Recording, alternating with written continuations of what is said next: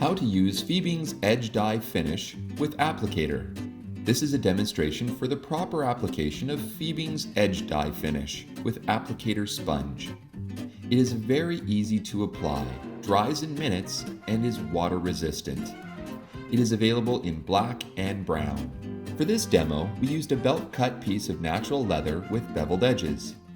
It was prepared for an edge finish using Fiebing's gum tragacanth, which was applied to the natural leather edge and rubbed briskly until it became slick. Once slick and lint-free, it is ideal to apply Fiebing's Edge Dye Finish. To transfer the Edge Dye Finish to your leather edge, simply remove the plastic cap to expose the sponge. Point the sponge downward over a layered piece of paper towel.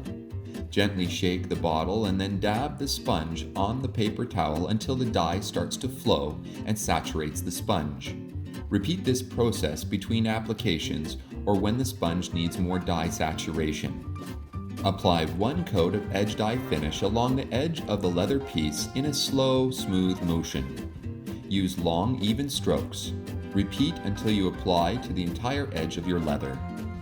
There is no need for burnishing or buffing. Do not touch edges until completely dry. Drying time depends on your unique environment. That is how you properly use Fiebing's Edge Dye Finish with Applicator sponge. Buy this product directly from Fiebing.com or other Fiebing dealers.